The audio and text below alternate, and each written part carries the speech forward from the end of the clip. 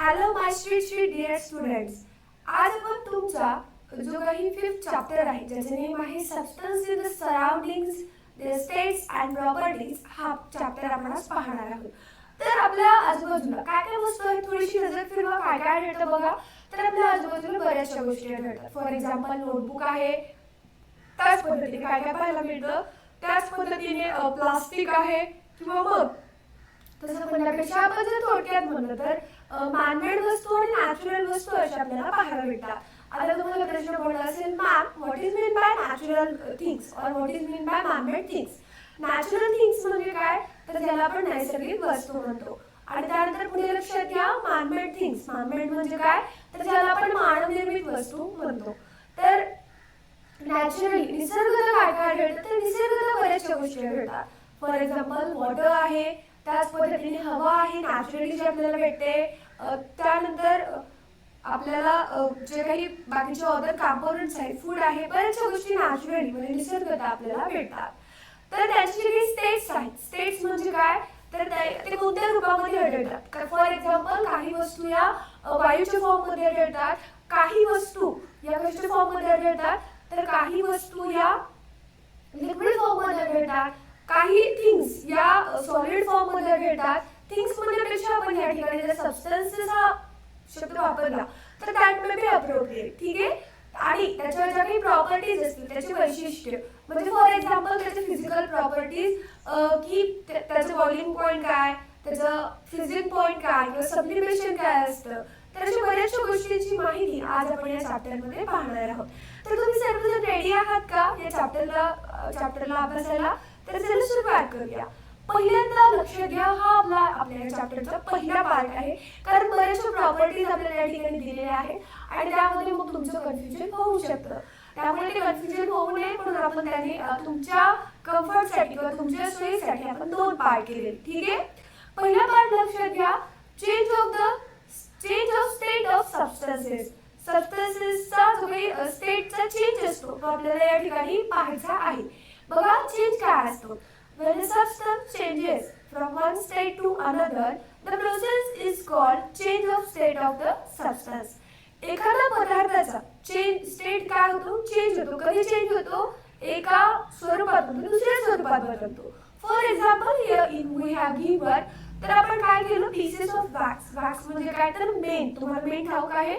तर आपल्याकडे मोस्टली काय केलं जातं, तर ज्या काही पूर्वीच्या स्त्रिया होत्या तर ते कुंकू वापरायचे. बरोबर. आता आपण टिकली वापरतो, पण पूर्वीच्या स्त्रिया काय करायच्या, कुंकू वापरायचे आणि ते कुंकू व्यवस्थितपणे त्याच ठिकाणी बसावं यासाठी एक चिकट पदार्थ वापरला जायचा ज्याला आपण मेण म्हणतो. आणि हे जे काही मेण आहे ते मेण कशा पद्धतीने तयार केलं जातं, तर तुम्हाला हनी बीज माहिती आहेत.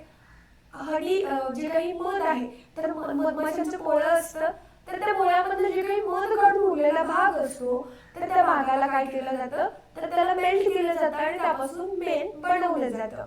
मग हे जे काही वॅक्स आहे तर त्याचे आपण काही तुकडे घेतले. त्यानंतर आपण त्याला काय केलं, तर स्पिरिट लॅम्प ठाऊक आहे तुम्हाला. ज्या पद्धतीने पूर्वी केरोसिनच्या चिमण्या असायच्या, डिबऱ्या सुद्धा त्याला म्हणलं जायचं, तर तशाच पद्धतीचे स्पिरिट लॅम्प्स असतात. जेव्हा तुम्ही लॅबोरेटरीमध्ये जाल, प्रयोगशाळेमध्ये जाल, त्यावेळेला तुम्हाला असे स्पिरिट लॅम्प्स पाहायला मिळतील. मग त्यावरती आपल्याला त्या वॅक्सला, त्या मेणाला काय करायचंय, मेल्ट करायचं. म्हणजे त्याला आपल्याला थोडंसं हीट करायचंय. हीट केल्यानंतर त्याचं जे काही सॉलिड फॉर्म होतं किंवा सेमी सॉलिड फॉर्म होतं तर त्याचं ट्रान्सफॉर्मेशन कशामध्ये होईल, तर त्याचं ट्रान्सफॉर्मेशन हे लिक्विडमध्ये होईल आणि थोड्या वेळानंतर जेव्हा आपण त्याला हवेला एक्सपोज करू, इन दॅट केस ते सॉलिड मध्ये काय होईल, कन्वर्ट होईल. मग आता हा जो काही बदल आहे यालाच आपण काय म्हणतो, तर यालाच आपण change of state of substance म्हणतो. पदार्थाचा स्टेटचा स्वरूपाचा बदल या ठिकाणी आपण म्हणतो. त्यानंतर पुढे लक्षात घ्या, तर आपल्याला वेगवेगळे सबस्टन्सेस या ठिकाणी दिलेले आहेत. कोणते कोणते सबस्टन्सेस दिलेले आहेत ते थोडंसं ऑब्झर्व करा. पहिल्यांदा आपल्याला पाहायला मिळतो दॅट इज परफ्यूम. परफ्यूम म्हणजे काय, तर ज्याला आपल्याकडे अत्तर म्हणलं जातं किंवा मग ज्याला आपल्याकडे सुगंधित द्रव्य सुद्धा म्हणलं जातं. तर बरेच जण तर फक्त हे परफ्यूम खूप जणांचे फेवरेट असतात, खूप छान स्मेल येतात यांचे. त्यानंतर सेकंड वन ते आहे घी. घी म्हणजे काय, तर तूप. त्यानंतर तिसरं आहे नॅफ्थलिन बॉल्स ज्याला आपण डांबर गोळ्या म्हणतो. आणि last one that is camphor. मग आता याच्याबद्दल काय माहिती पाहिजे आपल्याला लक्षात घ्या. The state of a substance changes if it is heat or cool. तर एखाद्या सबस्टन्सचा जो काही स्टेट आहे, त्याचं जो काही स्वरूप आहे ते बदलतं. कधी बदलतं? ज्या वेळेला आपण त्याला हीट करतो, म्हणजे ज्या वेळेला आपण त्याला उष्णता देतो किंवा मग ज्या वेळेला आपण त्याला थंड करतो. फॉर एक्झाम्पल आपण आता तुपाचं उदाहरण घेऊया. तो काय असतो, हीट करण्याच्या पूर्वी तो सॉलिड फॉर्म मध्ये असतो, बरोबर. आणि जेव्हा त्याला काय करतो, हीट करतो, तर त्या वेळेला तो सॉलिड टू काय होतो, लिक्विड होतो. आणि परत त्याला कूल केलं, आपण त्याला परत थंड केलं, हवेला एक्सपोज केलं, इन दॅट केस तो परत काय होतो, परत कूल होतो, थंड होतो आणि तो थोड्याशा कशा फॉर्म मध्ये येतो, तर तो एकदम सॉलिड फॉर्म मध्ये येतो. मग प्रत्येक सबस्टन्स आपल्या आजूबाजूला आहे तो सॉलिड, लिक्विड आणि गॅसियस स्टेट मध्ये पाहायला मिळतो. ऑब्झर्वेशन करा, लगेच लक्षात येईल. ठीक आहे गाईज. त्यानंतर पुढे लक्षात घ्या. आता पुढचा पॉइंट की थोडीसं आपल्याला बॅकवर्ड जायचंय, म्हणजे थोडंसं आपल्याला पास्ट म्हणजे भूतकाळामध्ये जायचंय. त्यामध्ये लक्षात घ्या, इन द पास्ट म्हणजे भूतकाळामध्ये. तर in the 19th century the scientist J. Willard Gibbs showed that the characteristic properties of a substance depend on its physical state and the arrangement of the particles in it. बघा, एक scientist होते ज्यांचं name काय होतं, जे Willard Gibbs. मग त्यांनी काय दाखवलं, तर त्यांनी दाखवलं की सबस्टन्सेसच्या ज्या काही कॅरेक्टरिस्टिक्स प्रॉपर्टीज होत्या, वैशिष्ट्यपूर्ण अशी गुणधर्म होते, त्या सबस्टन्सच्या फिजिकल स्टेट वरती आणि त्याच्या मधले जे काही पार्टिकल्सची अरेंजमेंट असते त्याच्यावरती अवलंबून असतं. नाही समजलं, I will explain, relax, cool. तर बघा, जे काही प्रॉपर्टीज असतात सबस्टन्सेसच्या, म्हणजे त्यांचं मेल्टिंग पॉईंट असेल, त्यांचं बॉइलिंग पॉईंट असेल, त्यांचं फ्रीजिंग पॉईंट असेल, तर ते कशावरती अवलंबून असतं, तर त्यांच्या फिजिकल स्टेटवरती. मग एकतर ते सॉलिड फॉर्म मध्ये असतील किंवा लिक्विड फॉर्म मध्ये असतील किंवा मग गॅसियस फॉर्म मध्ये असतील. आणि त्यांची अरेंजमेंट कशी आहे, त्यांच्या पार्टिकल्सची. पार्टिकल्स म्हणजे काय, तर ज्याला आपण काय म्हणतो, तर त्याच्यामधले घटक. फॉर एक्झाम्पल, एखादा सॉलिड आहे, आय विल एक्सप्लेन हिअर. एखादा नॅपथलिन बॉल आहे, तर त्याचे पार्टिकल्स कसे असतील, तो सॉलिड आहे म्हणजे कॉम्पॅक्टली अरेंज असतील, म्हणजे असे अगदी जवळ जवळ असतील. आणि त्यामुळेच काय होईल, तर त्यामुळेच त्याच्यामधले जे काही पार्टिकल्स आहेत, तर ते पार्टिकल्स इझिली रिमूव्ह होणार आहेत का, नाही. तर ते रिमूव्ह होण्यासाठी थोडीशी जास्त एनर्जी आपल्याला घ्यावी लागेल. तर अशा पद्धतीने त्यांची जी काही अरेंजमेंट असेल, तर ती अरेंजमेंट आपल्याला या ठिकाणी पाहायला मिळेल. Is it clear? क्लिअर झालं इथं पर्यंतचा पॉइंट. त्यानंतर आता आपण थोडंसं पुढे जाऊया. पुढे लक्षात घ्या. पुढे आपण आता काही एक्झाम्पल पाहणार आहोत जे तुमच्या टेक्स्टबुक मध्ये देण्यात आलेले आहे. सॉलिडचे एक्झाम्पल म्हणजे काय, पीसेस ऑफ आयर्न. लिक्विडचे एक्झाम्पल वॉटर, स्पिरिट और ऑइल. आणि गॅसेसचे एक्झाम्पल म्हणजे एअर, ज्याला आपण हवा म्हणतो. मग त्याचे आकार कशा पद्धतीचे येतात, त्याचं व्हॉल्यूम काय. व्हॉल्यूम म्हणजे काय, तर एक डेफिनाइट शेप असतो आणि तो जो काही जागा व्यापतो त्यालाच आपण व्हॉल्यूम म्हणतो. अ सबस्टन्स विच ऑक्युपाइज स्पेस. एखादा पदार्थ काय करतो, एखादी जागा व्यापतो, त्यालाच आपण थोडक्यात व्हॉल्यूम म्हणतो. तर बघा, आपण सॉलिड मध्ये एक्झाम्पल घेतलं आयर्नचा एक तुकडा, तर त्याचा शेप कशा पद्धतीचा आहे, तर हा जो शेप ऑफ इट्स ओन, त्याचा स्वतःचा शेप असतो. शेप काय असतो, तसाच असतो. No matter how it is kept. आपण त्याला कशाही पद्धतीने ठेवलं तरी सुद्धा त्याचा जो काही शेप असेल तर तो बदलणार आहे का, तर नाही बदलणार. का, कारण त्याची प्रॉपर्टीज आहे की तो सॉलिड आहे आणि सॉलिड त्यांचा शेप क्विकली किंवा सडनली अचानकपणे चेंज करत नाही. त्यानंतर त्याचं व्हॉल्यूम लक्षात घ्या. आता हा जे डेफिनाइट व्हॉल्यूम, एक डेफिनाइट व्हॉल्यूम असतो, डेफिनाइट शेप आहे, याचा अर्थ डेफिनाइट व्हॉल्यूम ॲब्सोल्युटली असणार. त्यानंतर solids like sugar, sad when poured on a flat surface from a heap. तर साखरेसारखे, मातीसारखे किंवा वाळूसारखे जे काही सॉलिड्स आहेत ते काय करतात, तर ते थोडक्यामध्ये जेव्हा आपण त्यांना एका फ्लॅट सरफेस वरती टाकतो तर त्याचे हिप बनतात. हिप म्हणजे काय, तर इथे लक्षात घ्या, त्याचा अर्थ लिहिते, उंचवटे बनतात. ठीक आहे, उंचवटे किंवा छोटे छोटे डोंगरासारखे भाग बनतात. त्यानंतर पुढे लक्षात घ्या, लिक्विड्स. लिक्विड्स म्हणजे काय, ज्याला आपण काय म्हणतो, तर ज्याला आपण द्रव पदार्थ म्हणतो. तर लिक्विड्स मध्ये काय काय येतं, वॉटर आहे, स्पिरिट आहे किंवा ऑइल आहे. वॉटर म्हणजे काय, तर पाणी. स्पिरिट म्हणजे काय, हा शब्द परत परत येतोय, तुम्हाला थोडंसं वेगळा वाटत असेल, आय विल एक्सप्लेन. तर केरोसिन सारखा एक पदार्थ असतो स्पिरिट, पण तुम्हाला याची खासियत ठाऊक आहे का, जर आपण त्याला हवेला एक्सपोज केलं तर तो काय होतो, व्होलाटाईल सबस्टन्स आहे, म्हणजे तो हवेमध्ये त्याचं बाष्पीभवन होऊन जातं आणि काही वेळानंतर जर आपण पाहिलं तर त्या ठिकाणी आपल्याला काहीच दिसणार नाही. त्यानंतर येतो ऑइल. ऑइल सुद्धा आहे, लिक्विड आहे, म्हणजे तेल थोडक्यात. आता त्याचा शेप लक्षात घ्या. Does not have a shape of its own, takes the shape of the container. तर जे काही लिक्विड्स असतात त्यांना स्वतःचा फिक्स असा शेप असतो का, नाही. तर आपण त्याला ज्या कंटेनर मध्ये ठेवू, म्हणजे ज्या फॉर एक्झाम्पल आपण एखाद्या ग्लास मध्ये ठेवलो ऑइलला, तर त्या ग्लासचा शेप तो ऑइल घेतो. त्यानंतर पुढे लक्षात घ्या व्हॉल्यूम. तर हा व्हॉल्यूम कसा असेल तर तो लक्षात घ्या.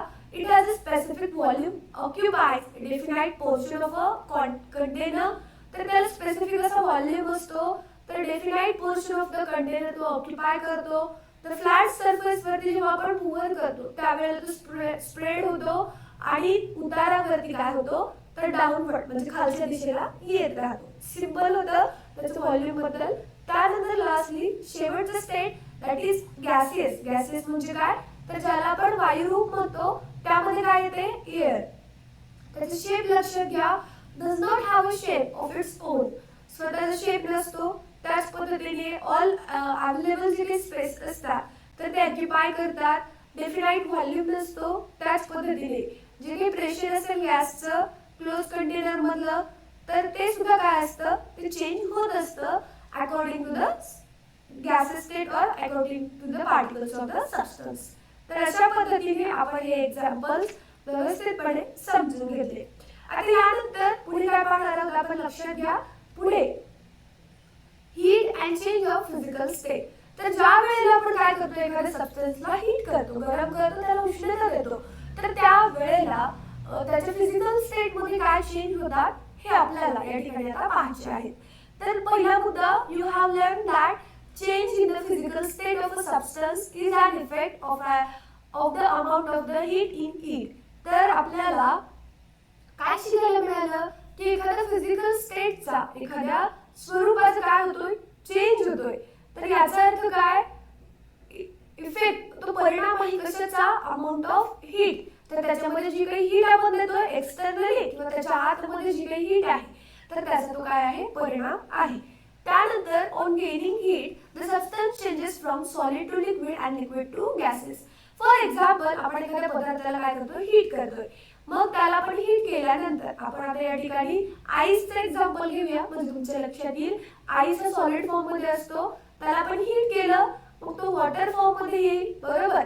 मग तो वॉटर फॉर्म मध्ये आला, त्यानंतर त्याचं ट्रान्सफॉर्मेशन कशामध्ये झालं, तर त्याचं ट्रान्सफॉर्मेशन हे गॅसेस फॉर्म मध्ये झालं, म्हणजे वेपर फॉर्म मध्ये झालेलं आपल्याला पाहायला मिळतं. तर अशा पद्धतीने ice to water, water to vapour असं त्याचं ट्रान्सफॉर्मेशन होतं. On the other hand, when the substance cools or lose heat, it changes from gases to liquid and liquid to solid state. बघा आपण जेव्हा हीट करतो त्यावेळेला तो काय होतो, सॉलिड टू लिक्विड आणि लिक्विड टू गॅसेस होतो. बट जेव्हा तो जो काही लिक्विड गॅसेस फॉर्म आहे त्याला कूल डाऊन केला आपण, तर त्याची जी काही हीट आहे ती लूज होते, ती गमावली जाते आणि त्याचं रूपांतर गॅसेस स्टेट मधून कशामध्ये होतं, लिक्विड मध्ये, आणि लिक्विड मधून सॉलिड मध्ये झालेलं आपल्याला पाहायला मिळतं. तर बघा इथे लक्षात येईल तुमच्या, हीट केल्यानंतर सॉलिड टू लिक्विड आणि liquid to gases. But on cooling, आता रिव्हर्स या गाडी थोडीशी पाठीमागे घ्या, gases to liquid, liquid to solid, अशा पद्धतीने त्याच्यामध्ये ट्रान्सफॉर्मेशन होत असतात. ठीक आहे. त्यानंतर पुढे लक्षात घ्या. कॅन यू टेल, तुम्ही सांगू शकता का, पाहूया आपण, तुम्ही सांगू शकता का. Question is that does water change into vapor the moment we place the vessel on the stove? Does water kept in a fridge change at once into ice? बघा एखाद्या क्षणी आपण काय करतो की एखादा भांडा आहे त्यामध्ये पाणी घेतलं आपण आणि त्याला स्टोव वरती आपण ठेवलं, बट त्याच वेळेला आपण काय केलं, तेच भांडं घेऊन आपण फ्रीज मध्ये ठेवलं, तर त्याचं ट्रान्सफॉर्मेशन आईस मध्ये होतं का, तर याचं उत्तर लक्षात घ्या, yes. If we heat the water, it will change into vapor, and if we keep the water in fridge, change at once into ice. आणि तो लगेच काही कालावधीनंतर बर्फामध्ये रूपांतरित होतो. त्यानंतर पुढचा भाग की a specific amount of heat must be gained or lost before the state of a substance can change. एखाद्या सबस्टन्सचा चेंज होतोय, तो त्याचं ट्रान्सफॉर्मेशन होते, तर त्यापूर्वी काय केलं जातं, स्पेसिफिक अमाऊंट मध्ये काय केली जाते, जी काही हीट आहे ती गेन केली जाते, मिळवली जाते, किंवा एकतर ती लूज केली जाते. The change in physical state is determined by how hot the substance becomes on gaining heat or how cold on losing heat. तर एखादा फिजिकल स्टेट काय होतोय, चेंज होतोय, तर तो डिटरमाइन केला जातो, म्हणजे ठरवला जातो कशा पद्धतीने, तर तो सबस्टन्स किती हॉट बनतोय, किती गरम होतोय त्याला हीट दिल्यानंतर, किंवा मग तर त्याला लूज केल्यानंतर तो किती थंड बनतोय, यावरती ते ठरवलं जातं. त्यानंतर नेक्स्ट लक्षात घ्या, the temperature and the thermometer. आता जी काही हीट आपण देतो, मग ती हीट मोजली जाते का, तर हो, एका इक्विपमेंटद्वारे, एका साधनाद्वारे ती मोजली जाते. मग ते साधन काय, तर त्याला आपण थर्मोमीटर म्हणतो. Thermo means what, heat. Meter, meter म्हणजे काय, तर असं एक यंत्र, अशी एक मशीन जी काय करते, हीटचं मेजर करते, तर यालाच आपण थर्मोमीटर म्हणतो. त्यानंतर पुढे लक्षात घ्या, when a substance gets heat it becomes warm and then hot. एखादा असा सबस्टन्स ज्याला काय मिळते, हीट मिळते, आणि त्यानंतर तो वॉर्म होतो, थोडासा उबदार होतो, आणि त्यानंतर मग तो हॉट होतो, म्हणजे खूप गरम होतो. वॉर्म आणि हॉट मधलं फरक लक्षात घ्या. वॉर्म म्हणजे थोडासा कमी, उबदार म्हणतो आपण थोडक्यामध्ये, आणि हॉट म्हणजे खूप गरम, तीव्र असा गरम किंवा तीव्र उष्ण. त्यानंतर पुढचा मुद्दा, we put our hand or finger in the water to judge how hot is it. आपण आपला हात जेव्हा एखाद्या वॉटर मध्ये काय करतो, ठेवतो, की पाणी किती गरम आहे चेक करतो. आपण जेव्हा आंघोळीला जातो त्यावेळेला आपण चेक करतो की पाणी किती गरम आहे. तर ते ॲक्युरेट मेजर करण्यासाठी आपण कशा पद्धतीने कशाचा वापर करतो, besides if the substance is very hot we could get scald. तर ज्या वेळेला एखादा सबस्टन्स खूप गरम असतो त्यावेळेला स्कॅल्ड होतं, म्हणजे खूप भाजतं किंवा खूप जखमा होतात. A thermometer is used to measure temperature. जे काही टेम्परेचर आहे ते मोजण्यासाठी आपण काय वापर करतो, थर्मोमीटरचा वापर करतो. Degree Celsius is the unit of measuring temperature. Temperature measure करण्याचे युनिट काय, तर डिग्री सेल्सिअस. ज्या पद्धतीने आपण डिस्टन्स हे किलोमीटर मध्ये, मीटर मध्ये मेजर करतो, लाईक दॅट टेम्परेचर मोजण्याचे युनिट काय, दॅट इज डिग्री सेल्सिअस. त्यानंतर पुढे लक्षात घ्या, there are several types of thermometers available. तर बरेचसे टाइपचे, सेव्हरल टाइप्सचे थर्मोमीटर आपल्याकडे अवेलेबल आहेत. Nowadays digital thermometers are frequently use. आता सध्या आपण काय करतोय, तर डिजिटल थर्मोमीटर्स मोस्टली वापरतोय. तर तुम्ही पाहिलं असेल, ज्या वेळेला आपल्याला खूप मोठ्या प्रमाणात ताप येतो त्यावेळेला डॉक्टर आपल्या तोंडामध्ये एक नळी घालतात आणि त्यावरती ते चेक करतात की तुम्हाला एवढ्या डिग्री सेंटीग्रेड ताप आहे, तुम्हाला काळजी घ्यावी लागेल, असं ते सांगतात. बट तो जो काही थर्मोमीटर आहे तो कसा थर्मोमीटर आहे, तर तो बॉडी थर्मोमीटर आहे, तर तो बॉडीचं टेम्परेचर चेक करतो. 1 मिनिट, तर I will show you thermometer कशा पद्धतीचा असतो. तर इथे तुम्हाला पाहायला मिळतोय, तर हा ॲटमॉस्फिअर थर्मोमीटर आहे, म्हणजे वातावरणाचं जे काही काय असेल टेम्परेचर असेल तर तो ते मेजर करतो. यामध्ये तुम्हाला रेड कलरचा जो काही सबस्टन्स दिसतोय तो आहे आपला लीड. लीड म्हणजे काय, तर शिसं त्याला म्हणलं जातं. तर या लीडमुळे काय होतं, तर आपल्याला टेम्परेचर कळतं. त्यानंतर पुढचा मुद्दा आपण आता पाहूया.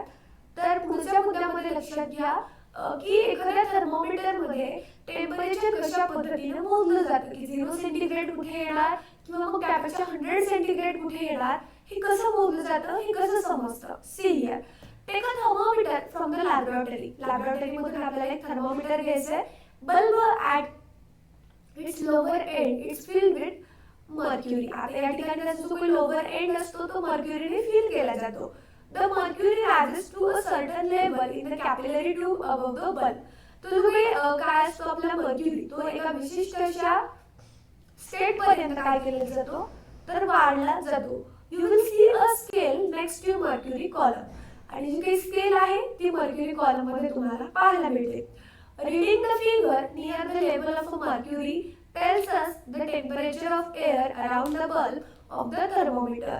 तर तुमची जी काही रीडिंग असेल तर ती व्यवस्थितपणे पहा, कारण मर्क्युरी आपल्याला ती सांगत असते. Hold the thermometer in water so that the bulb is completely immersed in the water and read the temperature of the water. तुम्हाला तो थर्मोमीटर वॉटर मध्ये धरायचा आहे आणि तुम्हाला जो काही बल्ब आहे मर्क्युरीचा तर तो कम्प्लिटली वॉटर मध्ये इमर्स करायचे आणि त्या ठिकाणी तुम्हाला वॉटरचे जे काही टेम्परेचर असेल ते तुम्हाला रेकॉर्ड करावं लागेल. Repeat the activity taking some hot water in vessel. हीच ऍक्टिव्हिटी आपल्याला परत करायची आहे. कधी करायची आहे तर थोडंसं हॉट वॉटर त्या भांड्यामध्ये घेऊन आणि कोल्ड वॉटर थंड वॉटर आईस घ्यायचे त्या ठिकाणी आणि आपल्याला जे काही नोट टेम्परेचर आहे तर ते नोट डाऊन करायचे आहे.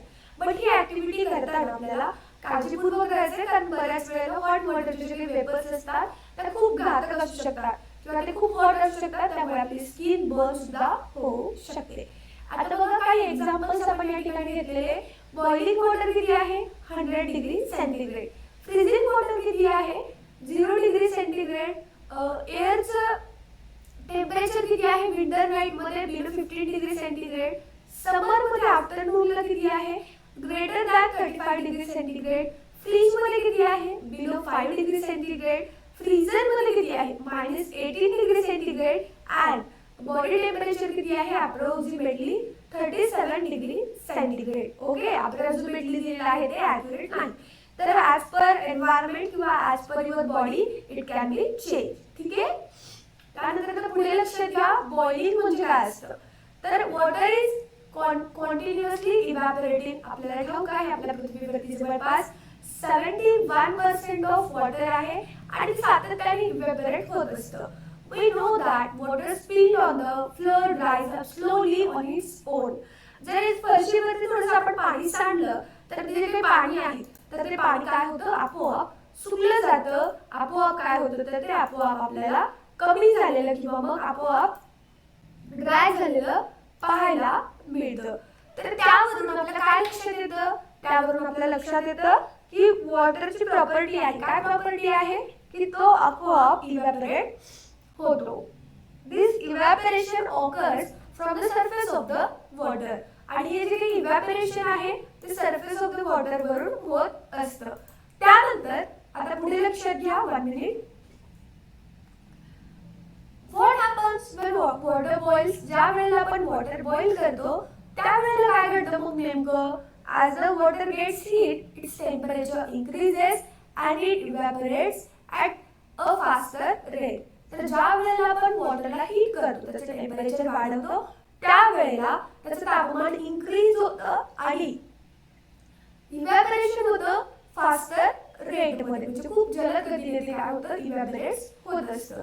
त्यानंतर पुढे लक्षात घ्या when water kept on a stove attains a particular temperature or level of heat then evaporation takes place in all parts of the body of the water. जेव्हा आपण वॉटरला काय करतो स्टोव्ह वरती ठेवतो. फक्त स्टोव्ह वरती ठेवायचं का आपल्याला अशा पद्धतीने नाही पण त्या स्टोव्हला चालू सुद्धा करायचं बरोबर.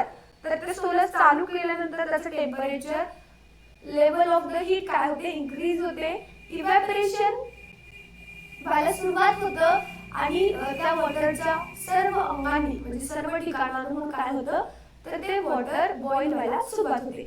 फॉर एक्झाम्पल तुम्ही कधी ऑब्झर्व केलं असेल तर जेव्हा पाणी उकळतं ते एका साईडला थोडं थोडं उकळतं आणि मग ते जे काही छोटे छोटे मॉलिक्युल्स असतात त्याच्यामध्ये बॉइलिंगचे तर ते सर्वत्र ओव्हरऑल वॉटरमध्ये काय होतात पसरायला सुरुवात होते. Then we see water bubbles rising at faster and faster rate to the surface of the steam mixing in the air. मग त्यानंतर आपल्याला लक्षात येतं की जे काही वॉटर आहे तर ते वॉटर बबल राईज होतं कधी फास्टर आणि फास्टर रेटला आणि त्याची जी काही स्टीम आहे ती वॉटर सोबत काय होते मिक्सअप होते. This is called boiling of water or ebullition. यालाच आपण काय म्हणतो तर बॉइलिंग ऑफ वॉटर म्हणतो आणि त्याच पद्धतीने इब्युलेशन सुद्धा म्हणतो. ऍट सी लेवल म्हणजे समुद्र सपाटीला काय होतं pure water boils at 100 degree centigrade. जे काही प्युअर वॉटर असतं प्युअर वॉटर म्हणजे काय त्याच्यामध्ये साल्टचं प्रमाण कमी असेल असं वॉटर 100 डिग्री सेंटीग्रेडला बॉईल होतं. This is the boiling point of the water. हा वॉटरचं काय आहे बॉइलिंग पॉइंट आहे. So what is the boiling point of water that is 100 degree centigrade. Okay. त्यानंतर when water vapor cools जेव्हा वॉटर वेपर काय होतात, थंड होतात, कूल्स होतात, it is converted into water again, आणि त्याचं रूपांतर परत कशामध्ये होतं, वॉटर मध्ये होतं. This process is called condensation, आणि याच प्रक्रियेला आपण काय म्हणतो, कंडेन्सेशन म्हणतो. म्हणजे काय, तर फॉर एक्झाम्पल आता हे वॉटर काय झालं, liquid form to vapour form मध्ये गेलं, त्या वेपर थंड झाल्या आणि त्या थंड होऊन परत लिक्विड मध्ये त्याचं ट्रान्सफॉर्मेशन होणं, तर ही जी काही प्रक्रिया आहे यालाच आपण कंडेन्सेशन म्हणतो. Condensation of a steam also takes place at 100 degree centigrade. तर कंडेन्सेशन ही प्रक्रिया सुद्धा जवळपास 100 डिग्री सेंटीग्रेड वरती होते. It means that the boiling point and condensation point of water are one and the same. याचा अर्थ काय होतो की जो काही बॉइलिंग पॉइंट आहे किंवा कंडेन्सेशन पॉइंट आहे वॉटरचा, तो कसा आहे, एक आहे किंवा कसा आहे, सेम आहे. ठीक आहे, तर इथपर्यंतचा भाग क्लिअर झाला, आय होप सो. त्यानंतर आपण थोडंसं पुढे जाऊया. बॉइलिंग काय असतं, कोणत्या टेम्परेचरला ते बॉईल होतं, तर तुम्हाला समजलं असावं. Okay, 1 minute. सी, आपल्याला आणखी एक ऍक्टिव्हिटी करायची आहे. तर या चॅप्टर मध्ये आपल्याला बऱ्याचशा ऍक्टिव्हिटी दिलेल्या आहेत, पण त्या ऍक्टिव्हिटी सिंपल आहेत आणि त्या तुम्हाला लॅबोरेटरी मध्ये with the help of your teacher कराव्या लागतील. ठीक आहे, बघा आपल्याला एका बीकर मध्ये थोडंसं पाणी घ्यायचंय आणि त्यामध्ये आपल्याला थर्मोमीटर ठेवायचंय. मग आपल्याला त्याला हीट करायचंय with the help of spirit lamp, आणि त्याचा जो काही बॉइलिंग पॉइंट असेल तो आपल्याला नोट डाऊन करायचा आहे. त्याच्यामध्ये आपल्याला परत मीठ घालायचंय आणि शुगर घालायचंय. मीठ किंवा शुगर ऑर दिलेला आहे, म्हणजे त्या दोघांपैकी एक आपण त्या ठिकाणी वापरू शकतो. तर त्यानंतर येणारे जे काही टेम्परेचर असेल ते परत आपल्याला नोट डाऊन करायचं आहे. What do you inter from it, तर तुम्हाला त्यामधून काय लक्षात येतं, काय माहिती मिळते. फॉर एक्झाम्पल, ज्या वेळेला हीट मिळते त्यावेळेला सॉलिडचं मेल्टिंग होतं लिक्विड मध्ये आणि त्याच्यामुळे परत काय होतं, गॅसेस टू वेपर बॉइलिंग होतं. पण ज्या वेळेला हीट लूज होते त्यावेळेला कंडेन्सेशन होतं आणि परत काय होते, फ्रीजिंग होते. सिंपल आहे. अशा पद्धतीने सायकलच्या वे मध्ये जर तुम्ही लक्षात ठेवला, it will be easy for you remember you. ठीक आहे, त्यानंतर आता पुढे लक्षात घ्या, पुढचा मुद्दा आहे फ्रीजिंग. आपण सुरुवातीला बॉइलिंग पाहिलं, बॉइलिंग काय असतं, आता आपण फ्रीजिंग काय आहे लक्षात घ्या. The water kept in the fridge or an ice becomes cooler and cooler, that is its temperature fast.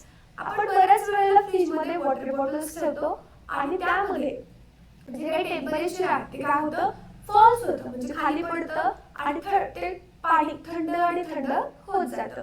At a certain temperature, water does not get any cooler but start freezing forms ice.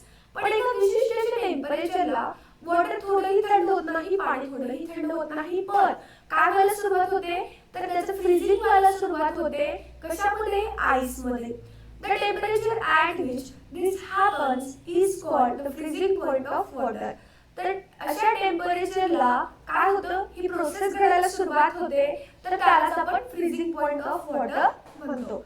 ठीक आहे, त्यानंतर पुढे लक्षात घ्या, म्हणजे बघा आपण जेव्हा फ्रीज मध्ये पाणी ठेवतो त्यावेळेला पाणी थंड होतं पण एका विशिष्ट अशा टेम्परेचरला. पण त्या विशिष्ट टेम्परेचरला काय होतं, तर तो जो काही वॉटर आहे तर तो फ्रीज व्हायला सुरुवात होतो आणि त्याच पॉइंटला आपण काय म्हणतो, freezing point of the water म्हणतो. त्यानंतर पुढे लक्षात घ्या, the temperature of a substance can be fall below 0 degree centigrade. तर एखाद्या सबस्टन्सचे जे काही टेम्परेचर असेल ते 0 डिग्री सेंटीग्रेड पेक्षा खाली पडू शकतं. For example, the temperature of air in the freezer of a refrigerator is around -18 degree centigrade. तर हा जो काही फ्रीज मधला आपला काय असतो, फ्रीजर असतो, तर त्याचं टेम्परेचर अराउंड -18 डिग्री सेंटीग्रेड असतं आणि जवळपास it is read as -18 degrees Celsius. तर त्याला कशा पद्धतीने वाचलं जातं, तर त्याला -18 डिग्री सेल्सिअस अशा पद्धतीने वाचलं जातं. फॉर एक्झाम्पल, इथे आता याला कशा पद्धतीने वाचणार आपण, -16 डिग्रीज सेल्सिअस अशा पद्धतीने तुम्ही बरेचसे एक्झाम्पल घेऊन त्याला रीड करण्याचा प्रयत्न करू शकता. त्यानंतर when ice get heat it starts melting or changing into liquid state again. जेव्हा आपण आईसला काय करतो, हीट करतो, तर त्यावेळेला तो काय होतो, परत त्याचं ट्रान्सफॉर्मेशन हे लिक्विड मध्ये व्हायला सुरुवात होते आईस 0 डिग्री सेंटीग्रेडला मेल्ट होतो, it means that the freezing point and melting point of water are one and the same. याचा अर्थ काय होतो की आणि आईस हा 0 डिग्री सेंटीग्रेडला मेल्ट होतो. तर याचा अर्थ काय होतो, यातून काय स्पष्ट होतं, जो काही फ्रीजिंग पॉइंट आहे किंवा मेल्टिंग पॉइंट आहे वॉटरचा तो एकच आहे किंवा सेम आहे. त्यानंतर जो काही एक सबस्टन्स आहे तर त्याचा स्पेसिफिक बॉइलिंग पॉइंट असतो which is also its condensation point. तर जो काही बॉइलिंग पॉइंट आहे तोच त्याचा काय असणार आहे, कंडेन्सेशन पॉइंट असणार आहे, कारण त्याच टेम्परेचरला तो काय होतोय तर त्याचं ट्रान्सफॉर्मेशन वेपर टू परत लिक्विड मध्ये होतोय. त्यानंतर each substance has a specific melting point which is the same as its freezing point. तर प्रत्येक सबस्टन्सला स्पेसिफिक असा मेल्टिंग पॉइंट असतो जो की सेम असतो कशा बरोबरचा तर त्याच्या फ्रीजिंग पॉइंट बरोबरचा. त्यानंतर पुढे लक्षात घ्या, आता यूज युअर ब्रेन पॉवर. थोडंसं डोकं वापरा. काय वापरायचं डोकं आपल्याला, तर 4 ठिकाणी दिलेलं आहे ज्यामध्ये आपल्याला बॉइलिंग पॉइंट आणि फ्रीजिंग पॉइंट दिलेला आहे. तर हे जे काही सबस्टन्सेस आहेत ते सॉलिड मध्ये आहेत, लिक्विड मध्ये आहेत की गॅसेस मध्ये आहेत, रूम टेम्परेचरला हे आपल्याला सांगायचं आहे. कॅन्डलचा जो काही फ्रीजिंग पॉइंट आहे तो 60 डिग्री सेंटीग्रेड आहे, याचा अर्थ तो सॉलिड मध्ये आहे. तर त्यानंतर बॉइलिंग पॉइंट दिलेला आहे आपल्याला कॅन्डलचा 350 डिग्री सेंटीग्रेड, तर हा कशामध्ये असेल, लिक्विड मध्ये असेल. त्यानंतर प्लास्टिकचा बिलो 250 डिग्री सेंटीग्रेड आहे फ्रीजिंग पॉइंट, याचा अर्थ तो काय असेल, लिक्विड स्टेट मध्ये असेल. त्यानंतर बॉइलिंग पॉइंट सुद्धा आपल्याला 954 डिग्री सेल्सिअस दिलेला आहे, it means it will be in liquid form. Liquid point दिलेला आहे, याचा बॉइलिंग पॉइंट दिलेला आहे. आयनचा बघा फ्रीजिंग पॉइंट की 1535 डिग्री सेंटीग्रेड, हा काय असेल तो, तर या टेम्परेचरला तो सॉलिड मध्ये असेल आणि या टेम्परेचरला मात्र तो लिक्विड मध्ये असेल. ओके. त्यानंतर आता पुढे लक्षात घ्या, पुढचा मुद्दा, तर व्हेरियस युजेस जे की फिजिकल स्टेट मध्ये वापरले जातात. जे काही कॅन्डल्स आहेत ते मेल्टिंग पॅराफिन वॅक्सला मेल्ट करून आपण बनवतो candles. Day to day life मध्ये आपण जेव्हा लाईट जाते किंवा मग बऱ्याचशा ओकेजनला बर्थडेज असतील, काही सेरेमनीज असतील तर त्यामध्ये आपण वापरतो. Second point, solid carbon dioxide dry ice is used to make ice cream and to keep it frozen. जे काही सॉलिड कार्बन डायऑक्साइड असतात ते वापरले जातात कधी, जेव्हा आईस्क्रीम काय होतं, आपण आईस्क्रीम बनवतो आणि त्याला आपण फ्रोझन स्टेट मध्ये ठेवतो. जे काही लिक्विड नायट्रोजन आहे ते ॲनिमल हजबंडरी मध्ये वापरले जातं. ॲनिमल हजबंडरी म्हणजे काय, तर पशुपालनामध्ये मोस्टली वापरले जातं. सॅड ज्याला सिलिका म्हटलं जातं, तर ती काय केली जाते, मेल्ट केली जाते. कशासाठी, for the formation of glass. त्यानंतर मेटल्स आहेत गोल्ड सिल्वर सारखे, ते मेल्ट केले जातात कशासाठी, तर ऑर्नामेंट्स बनवण्यासाठी, म्हणजे काय, दागिने बनवण्यासाठी. त्यानंतर 6th one, iron is melt to make tools. जे काही आयर्न आहे, जे काही लोखंड आहे ते वेगवेगळे टूल्स बनवण्यासाठी. What is mean bye tools, तर अवजारे. ठीक आहे, तर नांगर असेल, खुरपं असेल, तर अशा पद्धतीचे अवजारे बनवण्यासाठी आयर्न काय केला जातो, तर वापरला जातो. त्यानंतर थोडीशी इन्फॉर्मेशन दिलेली आहे ती आपण लक्षात घेऊया. The temperature at which a substance boils while heating is the same as the temperature at which it condenses it is cooled. तर अशा टेम्परेचर ज्या ठिकाणी काय होतं, एखाद्या सबस्टन्सला आपण बॉईल करतो while त्याला आपण हीट करतो, as the same temperature जो की काय होतं, कंडेन्सेशन होतं. Similarly, the temperature at which a substance freezes while cooling is the same as the temperature at which it melts when it is heat.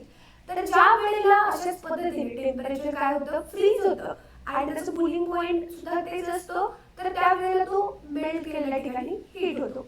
तर अशा पद्धतीने आपला जो काही या चॅप्टरचा फर्स्ट पार्ट होता तो संपतो. आय होप तुम्हाला सर्व गोष्टी समजल्या असतील की जे काही सबस्टन्सचे चेंजेस असतात, फिजिकल स्टेट्स असतात, त्यांच्या प्रॉपर्टीज मध्ये, मग त्यांचा बॉइलिंग पॉइंट असेल, त्यांचा फ्रीजिंग पॉइंट असेल, तो कशा पद्धतीने काढायचा, कोणत्या इक्विपमेंटद्वारे मोजायचा, इथपर्यंतचा भाग आपण व्यवस्थितपणे पाहिलेला आहे.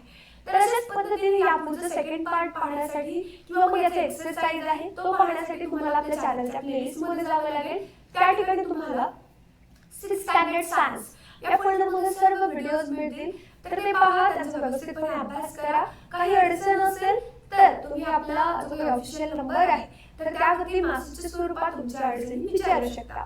ठीक आहे फ्रेंड्स, तर छान पद्धतीने अभ्यास करा. त्याच पद्धतीने जे काही आपल्या अपडेटेड नोटिफिकेशन्स असतील तर त्या मिळवण्यासाठी तुम्ही आपल्या टेलिग्राम चॅनलला जॉईन होऊ शकता. त्याची लिंक तुम्हाला या व्हिडिओच्या डिस्क्रिप्शन बॉक्समध्ये मिळेल. ठीक आहे, तर फ्रेंड्स आपण या ठिकाणी थांबूया. लवकरच भेटू आपण पुढच्या भागामध्ये, पार्ट सेकंड मध्ये, लेक्चर नंबर सेकंड मध्ये. तर तोपर्यंत याचं रिव्हिजन करा.